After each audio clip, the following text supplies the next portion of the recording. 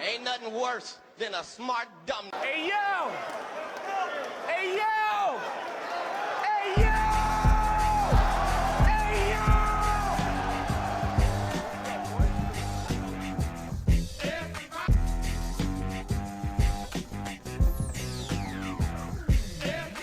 All right, what's good, everybody? Welcome to another episode of the Smart Dumb Podcast. I'm starting to see at this point in life, I gotta be, professional, composed, because I really want to fanboy like the whole episode, but we have to have an actual conversation. So I think y'all see our guest right now. Um, I first saw Masterpiece well over a decade ago, featuring at home base in Arizona, which is why I was fired to, have my opportunity to feature there this year. And just ever since then, kept up with her, got to know her probably, among one of the unnecessarily modest people. Like when you think about other people who are arrogant, and I'm like, why? And this is somebody that could be and is not. So, welcome to the show. Thank you. Gosh, that was a long time ago. Yeah, Oh, yeah, wow. yeah. That Yeah. was the first time that I had seen massive fandom in the poetry world. Before then, I had been touring and it was more like intimate spots, Right. but that was the first time I had performed in front of a huge audience. Right. And afterwards, it was like pictures, autographs. It was like, wow, it's my first, I guess, big break, if you could say, you know what I'm saying? I was so blown away by the power of poetry. That was an amazing experience. And I think I recorded it because I have some clips of that performance as part of my documentary that was supposed to be released years ago, but it never did. And that was an amazing experience. So I'm surprised you brought that up because that was Yeah, that's my right. No, you went crazy like that. You went crazy like and I can't imagine because I don't think I was familiar with you. So I think I showed up off the strength of that is my favorite open mic platform. But I'm glad I showed up.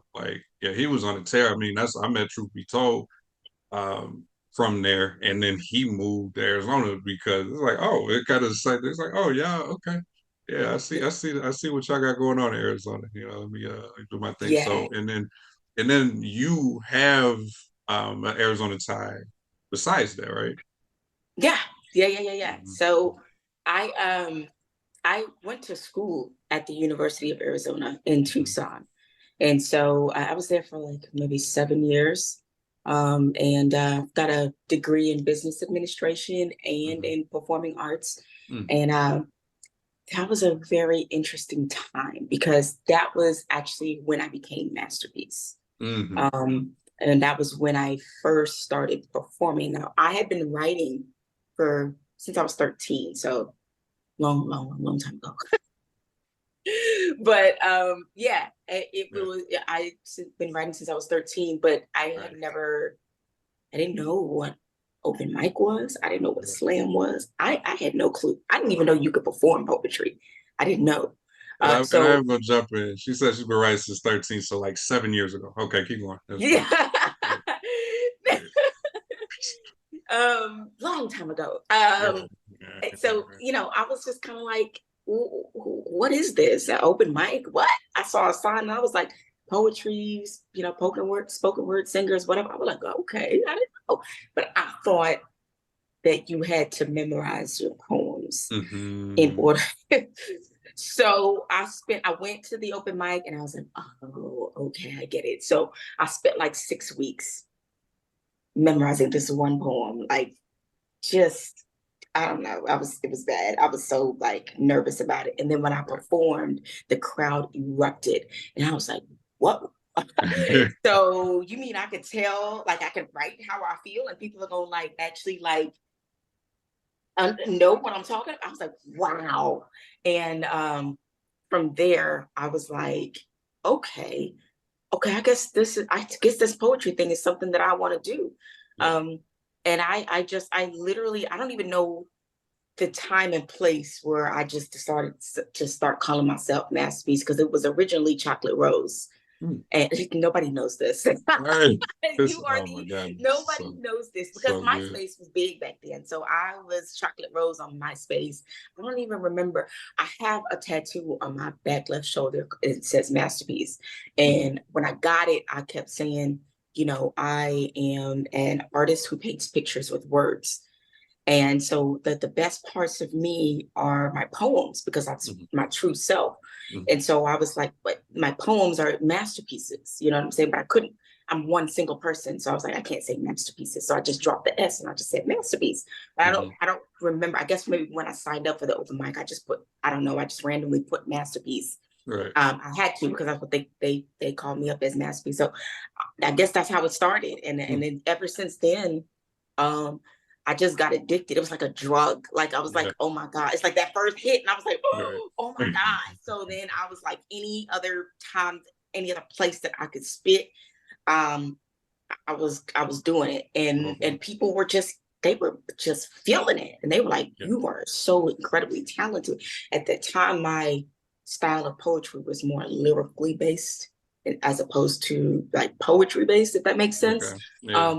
I was more bar heavy, more rhyme, just very, the people that I was listening to at the time was Joe Budden, was, Slaughterhouse Royce da 5'9", it was Busta, it was Eminem. Eminem has a huge influence on me. Okay.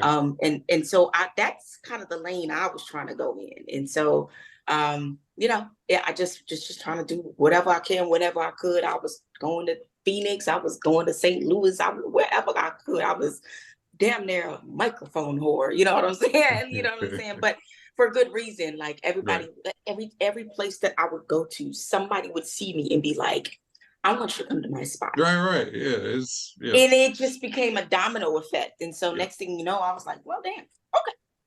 This is kind of what I want to do, Right. Very good. Very good. Very good. Hey, listen, y'all. He gave the answer to 5 questions I didn't need to ask. Like that was so amazing. No, you're fine. I love it. Like I love it. Like that was so good, because it's like that's how I know like just your ability to do that. Just like this, we're gonna be we're gonna be fine. It's gonna be fun. I appreciate the origin story is fire. I did not know that. As far as your original name. Yeah. That's crazy. And I mean, even you said it a while ago, but I didn't even know, even going back to Home Base was one of your first. And shout out to you. So it sounds like your very first poem you ever did an open mic went very well. I can't say the same thing. It was very nerve-wracking. Oh yeah. But I definitely, it was a poem called What I Deserve. And, all the women were like, I had just broken up with this guy that I was dating. Looking back on it, I'm like, I don't know what the hell I was talking about. But yeah, what I deserve is a man, this and that we do. And they were just eating it all up. And at that time, I had already I'd heard it written, but between that time, I was around 20-ish when that happened. And so I had been writing poems for about 7 years, right? At that time. So I already had a book of poems. I had about 150 poems.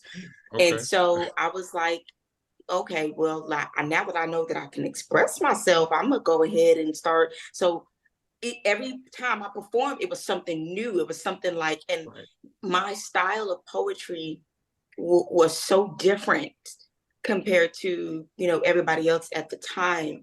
And I think that's what they liked, but they had never really seen a woman that was spitting like that, like with bars, you know what I'm saying?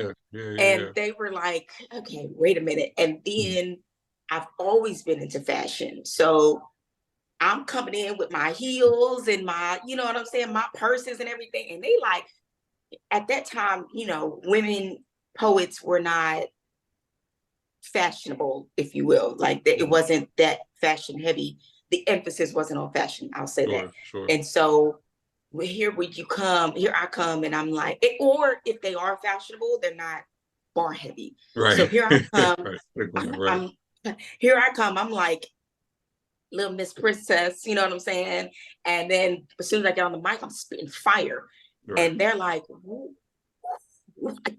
So Right. they just kept calling me back. Now I went to St. Louis and I did my very first feature in St. Okay. Louis. Mm-hmm. I will never forget this. This was in 2015. Was it in 20? No, not 2015, 2004. And I went to St. Louis for my first feature. It was, at the time, his name was Explicit, and but he's known as Brandon Thornton now. But I Okay. went and did my feature there, and I thought I killed it, right? Because when you go to open mics, and this is something that Salam AC always says, is that, Okay. you know, what happens with open mics is it doesn't keep you honest, because Mm-hmm. you can get on the mic, everybody gonna say, they're gonna hot clap or whatever. You know what I'm saying? Slam is what's gonna keep you honest. And so I had been Right. doing all these open mics and everybody was, ah. So I went and I thought I was ready for a feature and I thought I did good, right? I mean, the crowd had a great reaction, but Brandon after the show was kind of like, nah, like not what you think you are. Mm-hmm. And I was like, oh no, what? And I was like, like, Right. like, nah, like you got a lot to work on. And I'm like, and I stopped performing for a year. Mm. Okay. Stopped because I was like, that hit me so hard. But it was for good reason, because during that time, that's when I discovered Talam AC. Okay. And I was like, oh, but see, he's spitting like I'm spitting. So it gave me a reference point to be like, Right. okay, so I'm not this awkward poet spitting all these rhymes and bars and things like that. And I was like, I can be this type of artist. And so I studied and I studied and I studied Talam AC. I studied Nikki Giovanni, you know, just Jill Scott Heron. I was knee deep into actually reading poetry. You know what I'm saying? And then I came back with a vengeance. I was like, yeah, I'm about to do this. But then I also started, you know, doing shows and stuff, like putting on shows and stuff in 2005. And so, Okay. you know, it's growth. You know what I'm saying? It's humble beginnings. You know. Absolutely. Absolutely. We'll stay there. There's so many, obviously, so many branches up, but I actually want to start there. So 2005 was when you started putting on shows. What was the motive? Like, how did you decide this is what I'm also going to do? Because we have obviously the poets that decide to be the host, decide to be the curators, but Yeah. that's not Right. common. Yeah. I get so excited when I talk about this because I low key love producing more than I do I'm not performing. surprised to hear that. And it just gives me so much joy to put people on stage Right. and just watch, you know. And so it kind of happened by accident. Okay. I had a bunch of friends at the University of Arizona, and I was starting to get really well known because of the poetry. Mm-hmm. And there would be, you know, college parties, right? And I was right at the cusp at the university. My apartment was like right like right where all the action was happening. And so one day it was a birthday party that I was trying to have for myself. And I was like, yeah, you know, everybody come to my birthday party, and everybody came. And it was this amazing like experience. Like everybody had so much fun in this like crammed in this small one bedroom apartment. I mean, it was outside in the parking lot. It was, I mean, Oh, it was everywhere. And so they were like, yeah, you know, Masterpiece, that was so much fun. We'll do it when you gonna do it again. And I was like, okay, well, okay, let's do another party. So we did like maybe 2 months later, I did like just another just random just party.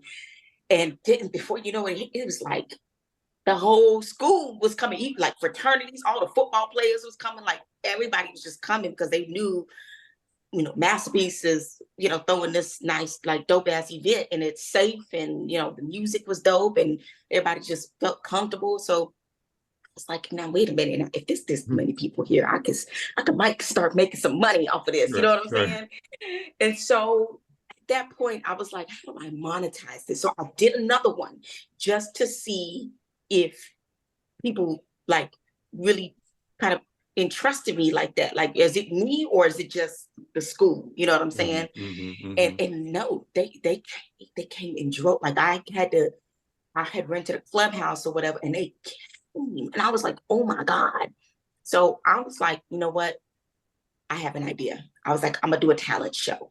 I'm gonna do a talent show, and this will be my first time really just putting on an event where I'm selling tickets and things like that. I also at that time I had a magazine called The Green Beat that was highlighting local artists and stuff like that. So I did this talent show, my very first production, like, you know, as far as making money and stuff goes. It was called the Tucson Talent Show, and it was packed. It was packed. Like all these artists, all these rappers, singers, everybody, mamas and their daddies bringing their kids, and I was like, oh my God. Oh my God. And it was an amazing event. You know what I'm saying? And I was like, wow. So from then on, I just started hosting events. And it wasn't me actually hosting the event. I just was putting it on, and I would have a host for the event because I was too shy to be on stage doing that. I just wanted to do the poems.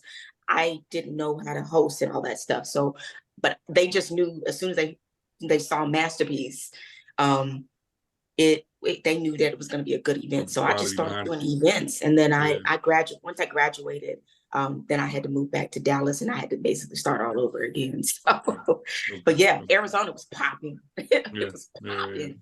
Yeah. Which is so for those who aren't familiar now, Tucson as an entirety, and really you can say this about Arizona as an entirety is so spread out that it can be slow, but there are also quite a few there's two major schools there. So within the ecosystem of those schools, you got, especially like U of A is like how many, like about how many is there? Like multiple tens of thousands. Like it's one of those type schools. You know what I mean? So it's like, it's definitely. I'm not surprised to hear it was, y'all was active. You know what I'm saying at that time. Are you born and raised in Dallas? No, I'm born and raised in Dallas. My parents are the ones, both of them are both born and raised in Ghana. And I have a dual citizenship, but I just that is part of my heritage. And so they took me there at a very young age, and I immediately took to the culture and everything about it. My brother, not so much, but for me, it just was instilled in me. And so everything growing up in an African household, the culture, all of my aunties and my uncles, everything, I was surrounded by just Ghanaian culture. And so a lot of times it feels like I'm born and raised there. And that's what a lot of people think. But no, I'm born in Dallas, but the way that it's in me, I always just say, yeah, I'm from Ghana because it's just instilled in me. So right. And I'm a different route. Like I was like, well, why is she doing anything in Dallas now? I didn't know you were born. You probably said it in the bio, home base bio, but I don't remember that. You know what I mean? So like that's good. That's good. Now it's funny, and I'm gonna be jumping, all over the place because there's plenty of branch out ones. I'll go back to you were saying when you first got started, your bar heavy. That doesn't surprise me because that's one thing I remember. That first feature, I remember that last month. Was like you're gonna hear something, on Masterpiece Poems, and then kind of got more comfortable and shifted, and now you're fantastic performer. But that's one thing from day one to now, as far as me seeing you, like your that presence, that stage presence you have is still unique. It's still not like everybody else. Like just the way, and I don't know if you like really if it's like, oh, it's me doing it, so I'm used to it, but like you like just the way you stand, the way you let everybody know, like it's me now. Like this is my, you know what I'm saying? Like this is about 15, 20 minutes or whatever, it's about to be me. It's just really, really incredible. So like my question there is around when, like I imagine that wasn't there in St. Louis, maybe it was, but like around when did you realize like this is the commanding kind of presence that I'm going to do is part of who Masterpiece the performer is? That's a great question. I would say I didn't get comfortable on stage to the point where I knew I was The somebody. shit. Yeah, okay, I got you. It didn't hit me until I started slamming. Okay. So my first slam experience was horrible.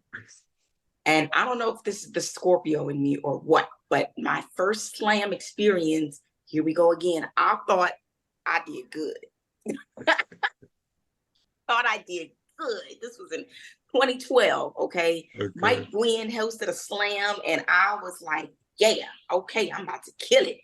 Baby, I think I got like an 18.9 or something. And I was like, first off, fuck you and the clique you claim. First and foremost. And for those who are not aware, the high score possible was at 30. They probably have 5. Did they have 5 judges? They took the low and the high off. Like, well, Like, slam is humbling. Slam is humbling. first of That's all, why I didn't don't do it. nobody Go ahead. ask y'all. Right. I was like, what Like- is this? Why are people judging me? You know what I'm saying? And I was like, okay, yeah. So, and I was cute too. I was like, Right. but at that time, my style of poetry was not what the slam arena was used to hearing. Right. And so they was like, this is kind of rhymey, sing-songy. This is kind of, we don't know what this is. Right. And it showed. And so I was like, so after that, I stopped performing. I had to go back to the drawing board. I was like, I stopped for a whole year. Right. Because I was like, how are these people gonna tell me I'm whack? Like, so again, I don't know if it's a Scorpio in me, but it's always a reason. So I went back to the drawing board. I stumbled across Dominique Christina. Okay. And it was a poem, I'll never forget this. It's a poem called Karma. And I was, the way that she spit the poem with such tenacity and fire, and the way that it was written and the message that was delivered, I was like, that's the kind of confidence I need to have on stage.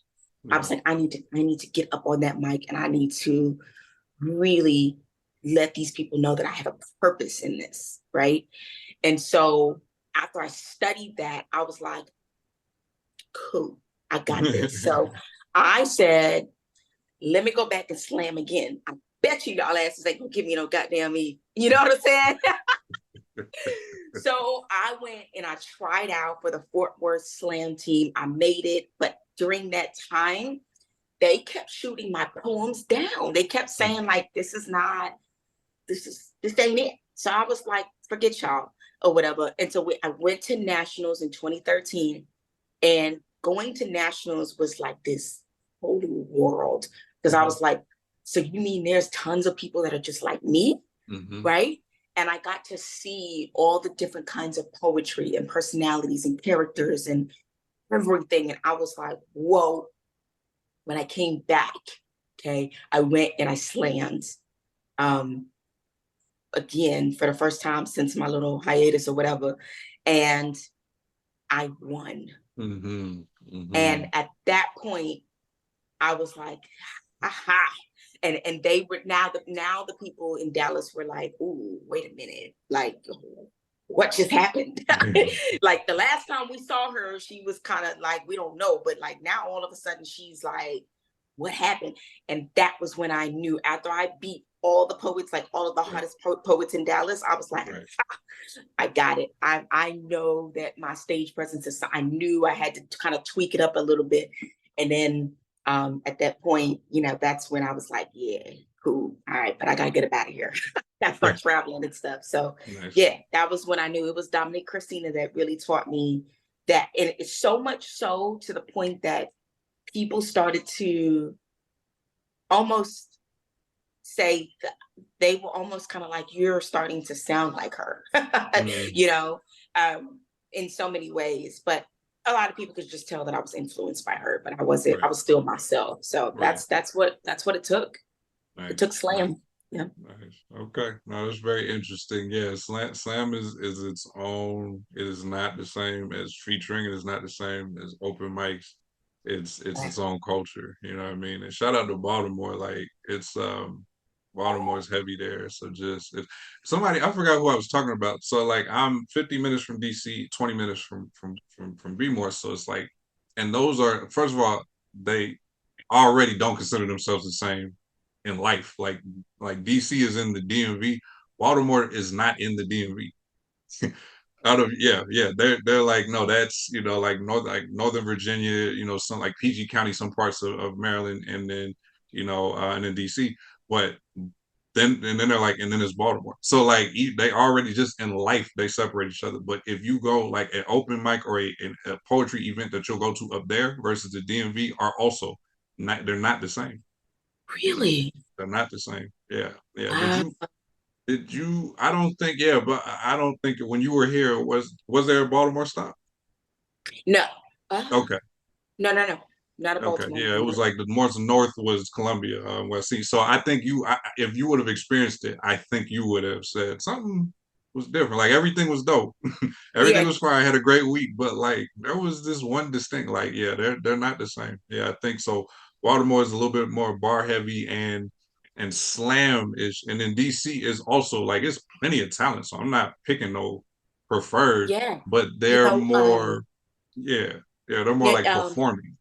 I noticed that. Well,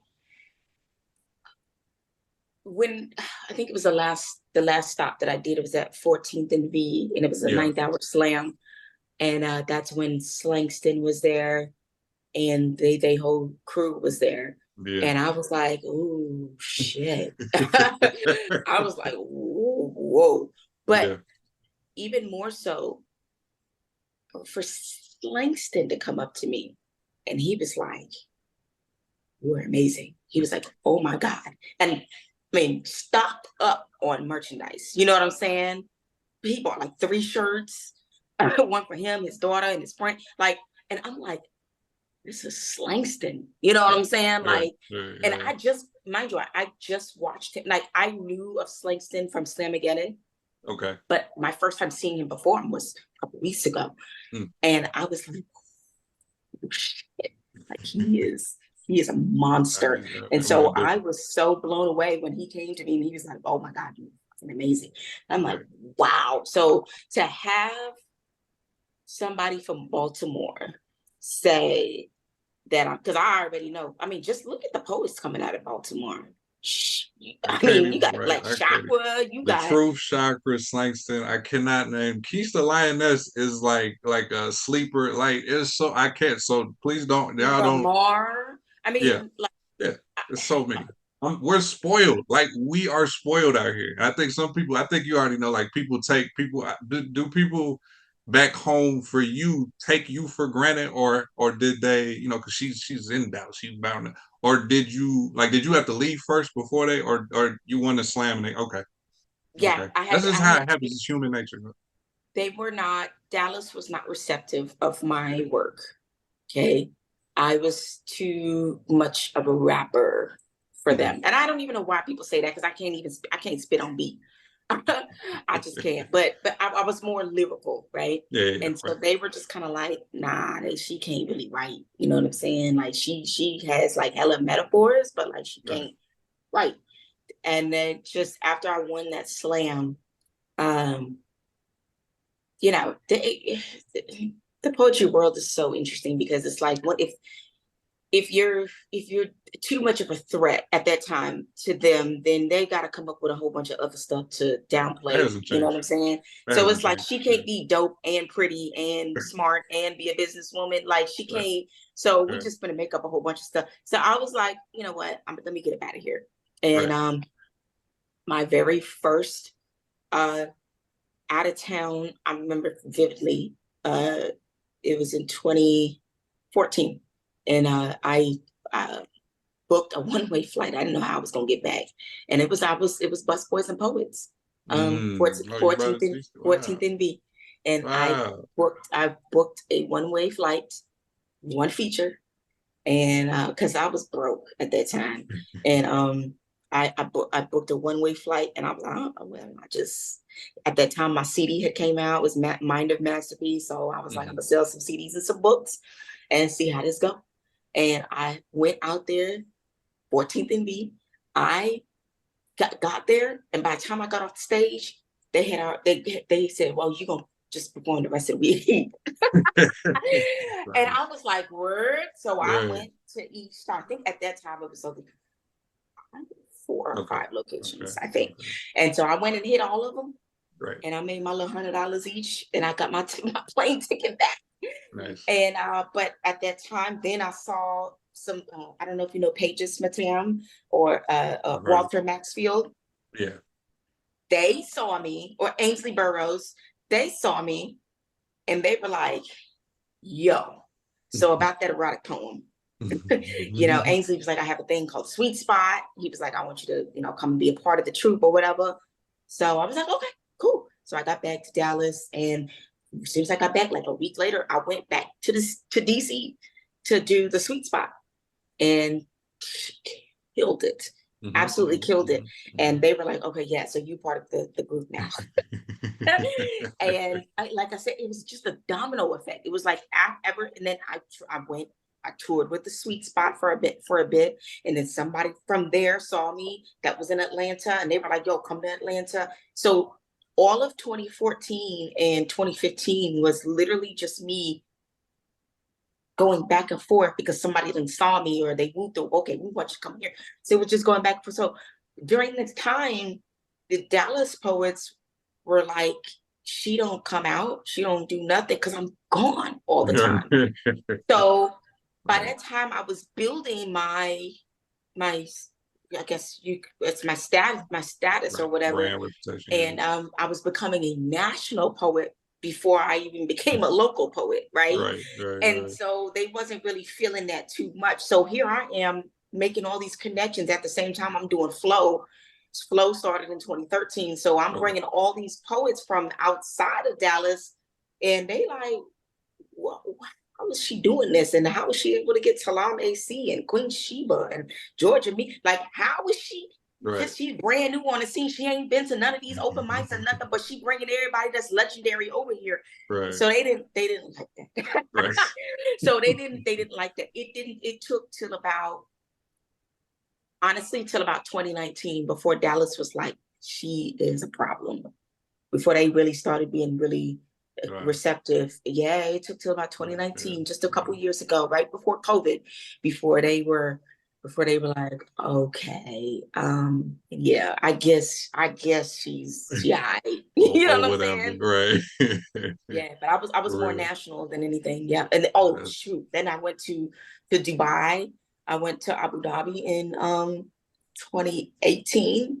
And that really set it off, because now at that point, who gets booked in Dubai? Yeah, you know what I'm saying? Like at that point, I was doing cruise ships and stuff like that. They were like, how is she doing all this stuff? And I'm like, hey, look. Right. So yeah, it's it's crazy, like, because I'm not trying to hold you hostage. I don't plan to, because so it's like some of this stuff we just have to, like, I just have to get back to it later. There's a lot of amazing artists that they didn't go to school for business administration, right? They don't have that side. So they're some of the most talented people, could probably kill it here and there, but there's just not, like, everybody doesn't have that gift to actually make the business connection, and negotiate that side of things. What first of all, let me step back. The 14 and 15, 14 was a year of travel all the time. Have you basically been, on your entrepreneur and full-time side, or there was like some odds and ends that you were doing? Or yeah. Absolutely. I was working in human resources for 7 years for a law firm. And I was working payroll and accounts payable. I was making really decent money. In 2013, they let me go out of nowhere. And I was like, oh no. It was like, what do I do? And at that time, I was like, well, performing and featuring at open mics, at that time, they don't make much money performing at an open mic. You know what I'm saying? So I'm like, I got my son. I'm in the middle of a divorce. I don't know what the hell to do. But I knew that. I know that when you are operating in your purpose, God only hits moving targets. So you have to keep moving in order to go somewhere. You got to keep moving. And then he just kept hitting me. So as long as I stayed moving, there was always a way. And so I always had merchandise to sell. I started my Masterpiece Boutique in 2015. So everything kind of coincided, right? So Flow started in 2013. I started traveling. Then Masterpiece Boutique started. I always had merchandise. So between those, I was able to have a stream of income. You know what I'm saying? And being able to stay afloat and manage that part of my life. So I had no choice but to be an artist and a businesswoman. You know what I'm saying? Because I had to figure it out quick. But it was something that I mean, this is what I have my degree in. So these are things that I had already been educated on and what I know as far as marketing goes.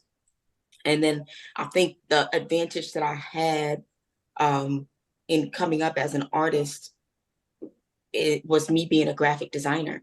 That saved me so much money and time, being able to literally create any flyer, any business card, any website, any piece of clothing I could create from my own mind and get on Photoshop or Adobe Illustrator and create that and market myself accordingly, calendars, books, whatever I needed to do, to whatever marketing I needed, whatever. I had that ability to do that. And this is something that graphic design is something I've been doing since I was in 7th grade.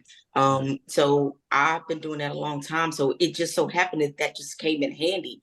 So when I went to school and I studied animation and all these things, so I knew how to kind of craft this thing. So that's what made my branding so prominent for people, because I was one of the only poets that really could actually establish the marketing and branding and the business aspect of it. So it happened simultaneously, you know what I'm saying? Almost kind of accidentally, but it happened.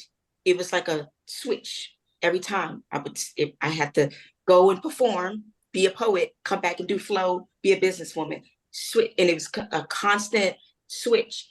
And it's so rare that happens, you know what I'm saying, where that can happen simultaneously and it take off the way that it did. And so I'm very, very grateful for that, because not a lot of people can do both, right? At a high level, like exactly at a high level. So it's like it's always been either my poetry was elevating, and then I would end up on cruise ships or going to international performances.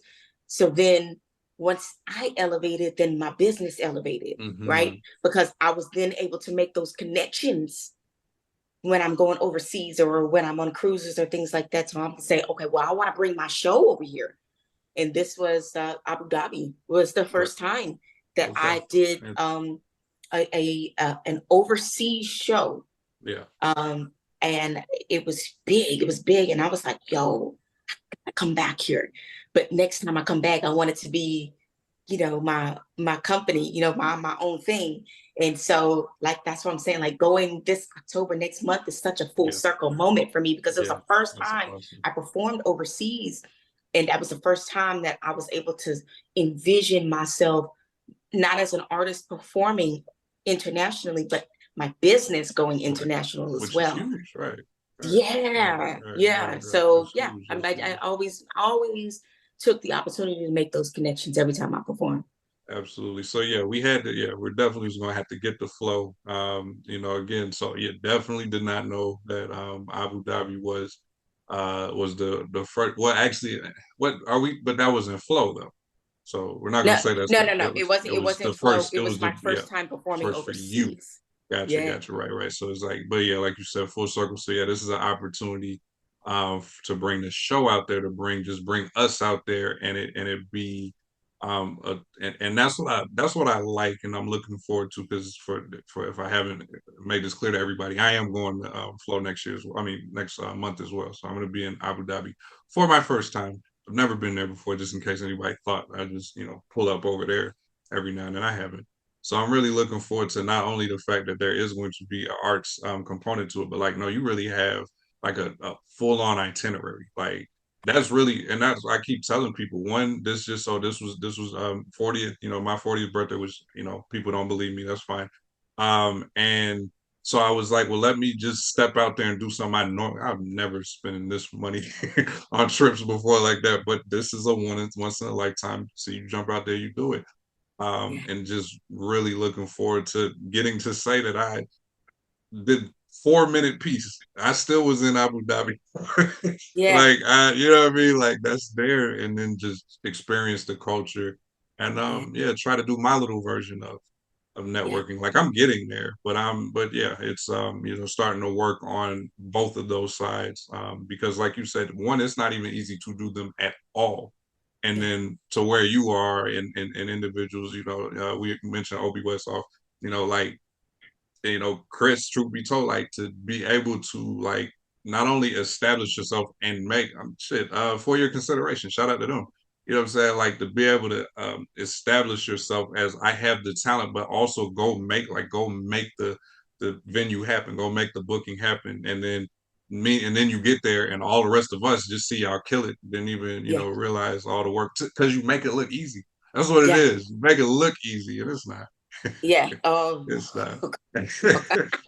And there's It's so much that happens behind the scenes, so much drama and things, people trying to pull you down and Yeah. say false things about you. And a lot of people like to say I'm the Beyonce of poetry or whatever, just because I don't address nothing. Yeah. I don't really do too much, calling out and doing all. I kind of stay to myself about a lot of things. Yeah. And so they're like, she might be just a little high and mighty or whatever.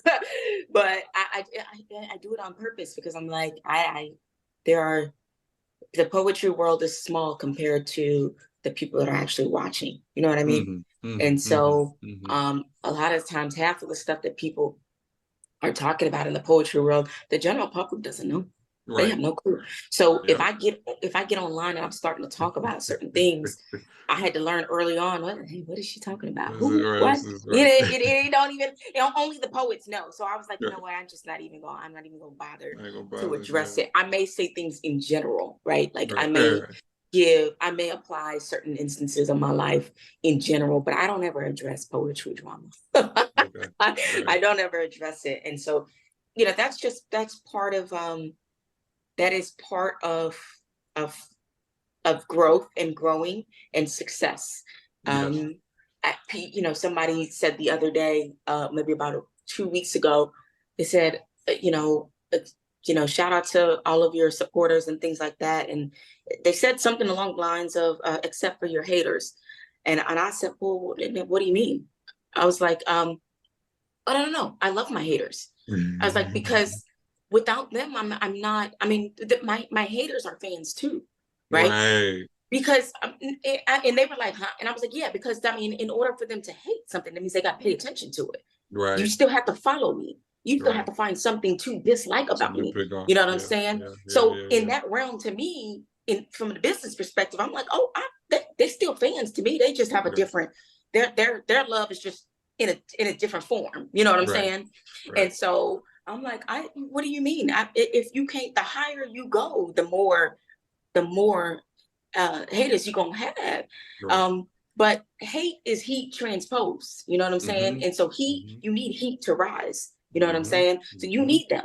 And so it doesn't bother me at all. You know what I'm saying? Right. When people have or feel some kind of way, or I have some sort of opinion about what I say or do, you need that. And you need that to be successful, so that it can help you grow. It can help, your artistry, and it can help your business grow, because without knowing what people don't like, Right. then you don't know what they like. You know what I'm Right. saying? You're You gonna have to get know what they don't comfortable. like in order to, Yeah. yeah. So you gotta, it's give and take. You gotta just embrace it. As long as you don't get too emotional about it, then Right. hey, I always tell my mentees, I always tell them, because they always ask me, how do you deal with, you know, all of the hatred and stuff like that? And I'm like, I mean, it's very simple. I wake up in the morning and I check my bank account. And if I Talk know your somebody shit. done unfriended me or has a problem or issue with me, I check my bank account to make Right. Did sure, that did that was that a affect line item? my Yeah. Was my that bottom? And if it service didn't, fee? why am I addressing it? Facts. Why do I Love it. care? Right. I And love it. so they were like, and so many poets have been like, you know what? You show right. And because it's very simple. It's very simple. Until you hit my pocket, you really can't, there's nothing you can really do to Yeah. get to me. You know what I'm Yeah. saying? Yeah. Now, Yeah. once you hit my pocket, Right. then that's when we have a problem. But most Right. of the time, poets are just Right. Just talking. Right. Just talking. That's talking. And kind of like truth be all told they have. said, politics as usual. You know what I'm Yeah, there you saying? go. Right. There you go. That's pretty much all they can do. My shout out to my frat brother. He said the opposite, he and he ain't coming with it, but the opposite of love is not hate. The opposite of love is not caring at Apathy. all. Apathy. There you go. Right. It's Yep. not giving a fuck. Right. But so no, the Yeah. hate, I mean, yeah, they passionate. They passionate. It's like thank you. And it's wild, like I love so even when we circle back, yourself and Slangston giving you credit and y'all giving me credit and HB and it's just a cycle of dope ass people telling other dope ass people and those people being, oh my God, me? It is so funny, but it's genuine though, because there's a lot of the section of very supportive, like I don't need to feel intimidated or threatened by you because I know what I bring. So I'm going to celebrate other art. And yes, there absolutely is that cesspool, but so what? There's too many good artists out there for me to be worried about, who's saying what. And I'm so shout out to you because I don't have like it's not nobody's like anybody that's talking about me is talking about me quietly because I'm not, but you're international. Like it's you. It gets back to you, but you just spoke It on how gets you it. address It's all over the place. I see it every it. day. I mean, you should see, somebody even created an Instagram page full of hatred of Masterpiece. I mean, whole Yeah, it's posts powerful. about how they hated me and everything that I do. Every time I would post something, they would screenshot it and they post it on their Instagram page. Look at this bitch. Woo, woo, woo, woo, woo, woo. I was like, that's a lot of energy. That is a Like, you lot should of at least energy, monetize it. You know what I'm saying? Like, right? let me help you monetize the hatred, because I'm Right, monetizing off of you.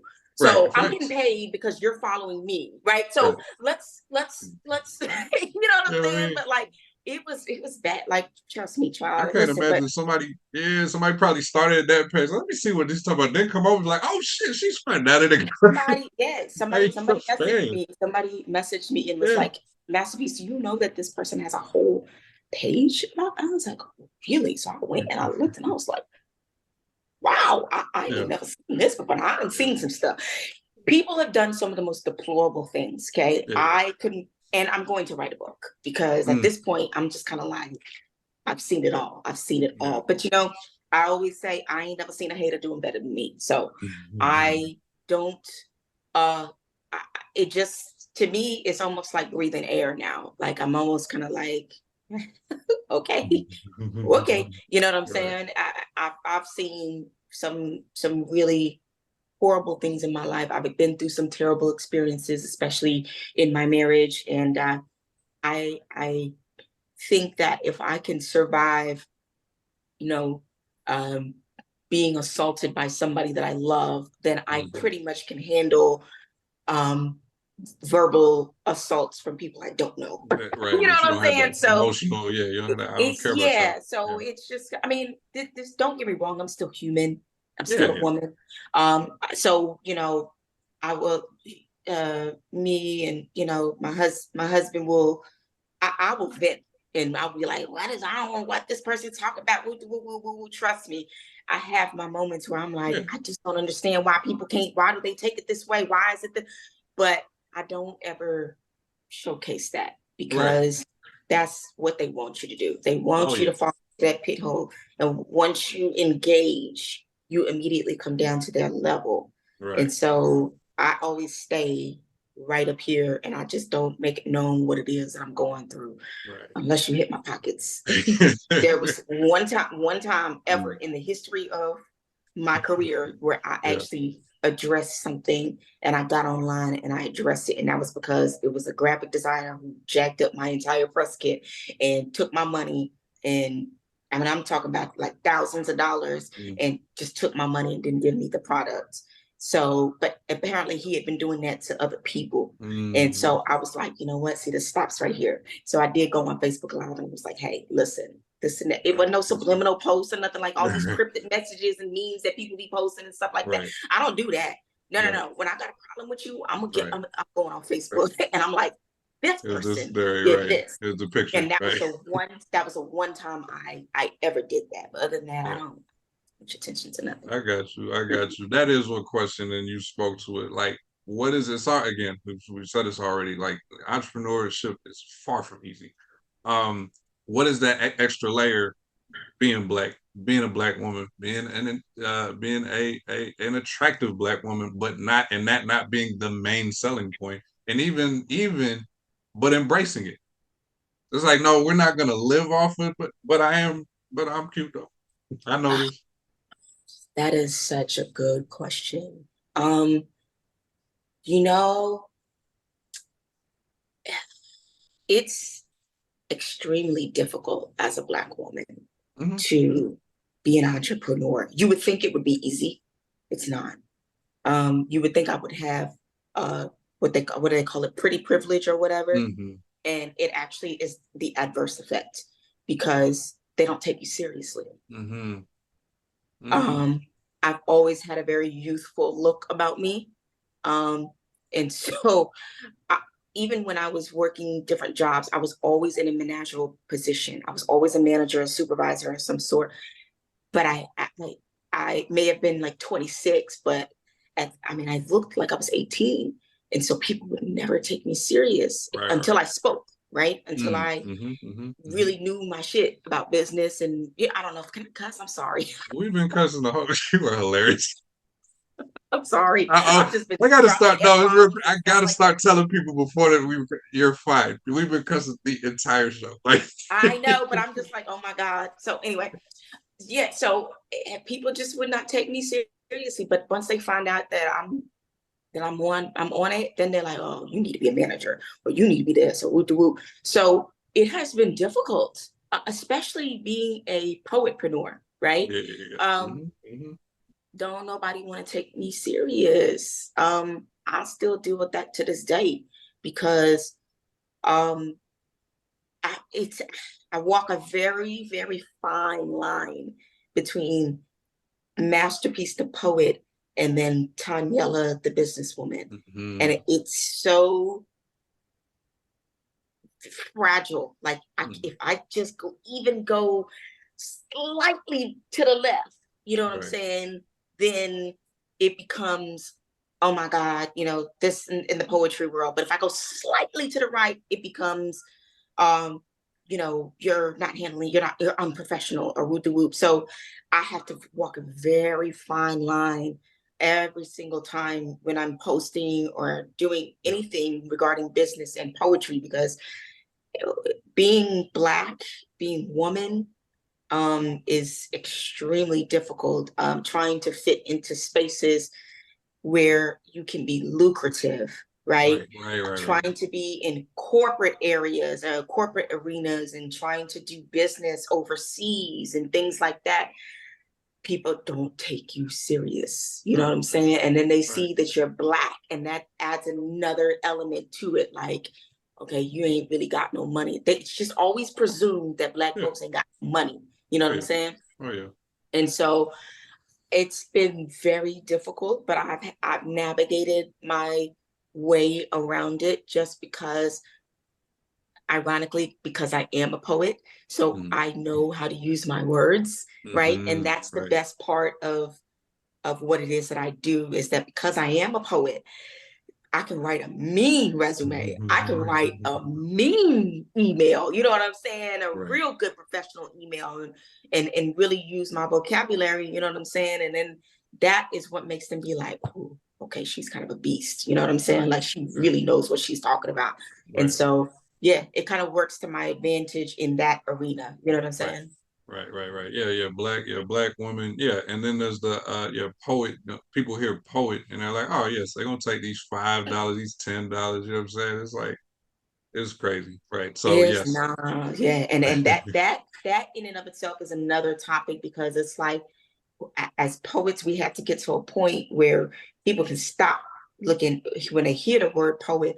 What do you do? Poetry, huh? So you get on the mic. What do you do? I Right. get on the and I do poems. And like Right. you, so like that's what you do for your livelihood. Like we gotta get to the point where people can stop really questioning us.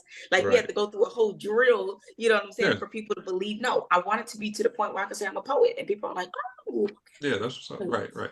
And okay, well, shoot, hey, I got this event or this and that. But instead, they confused. They don't know. They don't understand it.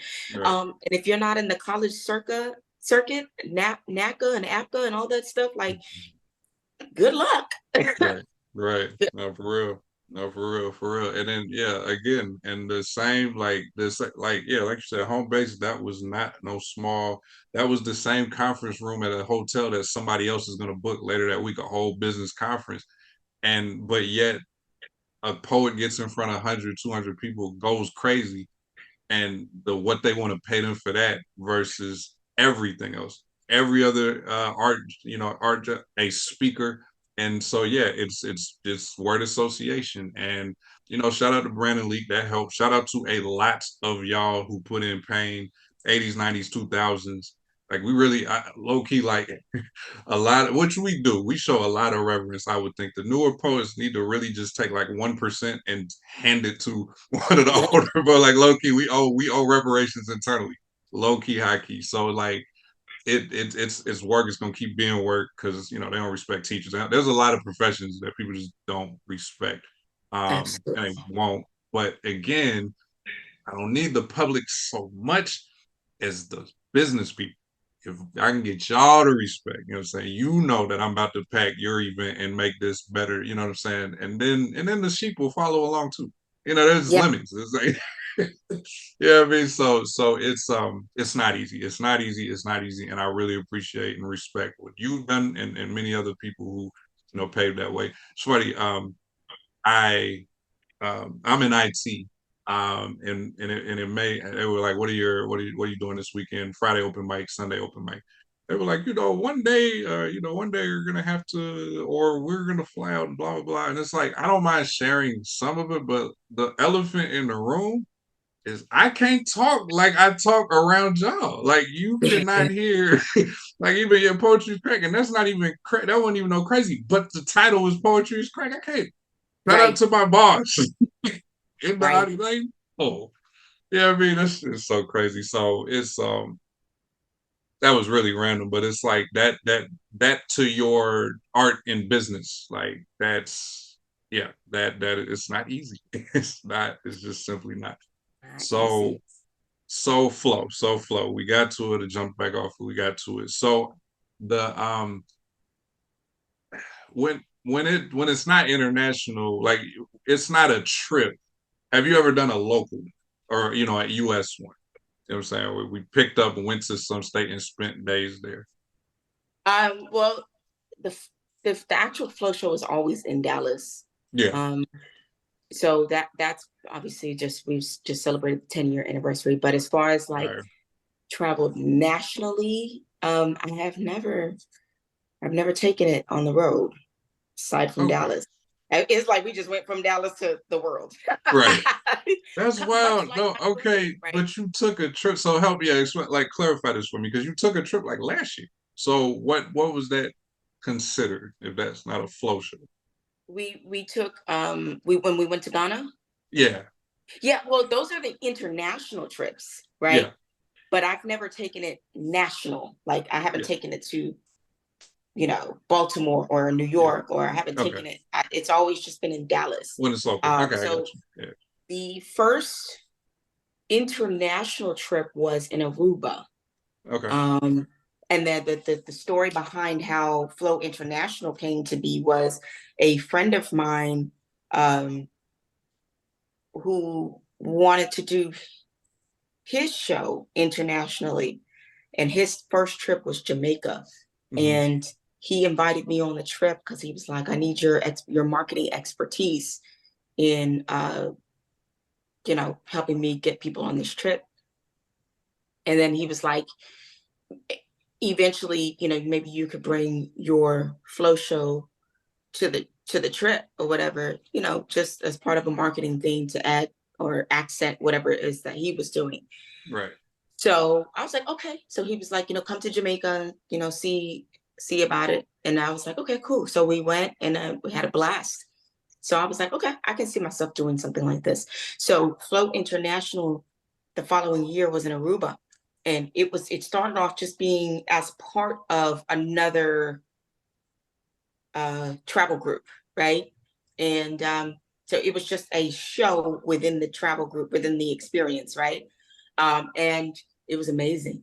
It was amazing, and so they really loved it. So then we did the following year. We did Panama, and again, it was a part of the travel group, but everybody was coming to see the Flow show. They were like, we want to come see the Flow show. You know what I'm saying? The international Flow show. So I was like, at that point, from a business perspective, I was like, well, instead of just being a part of the trip, why don't I just make my own trip and I can craft my own experience? You know what I'm saying? And after Panama, I was like, this is my first time doing this as Masterpiece Entertainment, my own company. And so I said, me doing this as my own company and having the first trip out the gate, I want to do this. I want to go back to my home country. And so that's when we went to Ghana. And that was the inaugural Masterpiece Entertainment Flow International trip. And then that's leading us to the trip next month. We're going to Abu Dhabi, Dubai. Again, that's a full circle moment for me because it's my first time going overseas performing. And so that's just how it started. So we're doing another trip after that. We're going to Brazil in March. And the reasoning behind that one was I wanted to do a trip that didn't require so much, right? So all the trips have been, a week long, these expensive trips or whatever. And I'm like, let's just do something that's just real quick, a nice little getaway for people. They don't have to take too much time off work, something that's a little bit more affordable. But we want to do that twice a year. So we're going to do Brazil and then we're going to do Ghana in 2024, October 2024, which is going to be the full week, the full experience. You know what I'm saying? So that's why. So going forward, we're doing 2 international shows a year. So yeah. Okay.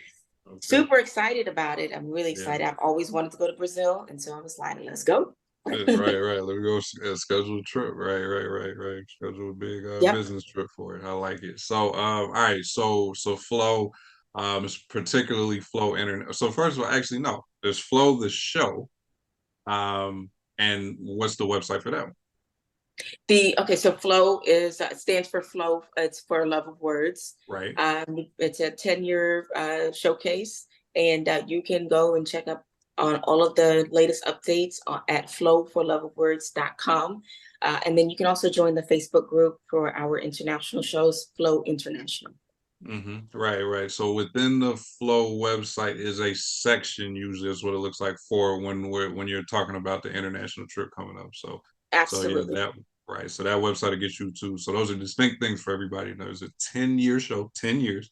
We don't know, like there are other people that when a show makes 5 years, when a show makes 4 years, we celebrate that. You know what I'm saying? So 10 years of doing a thing, there's that show. Then there are these trips. Aruba was what year?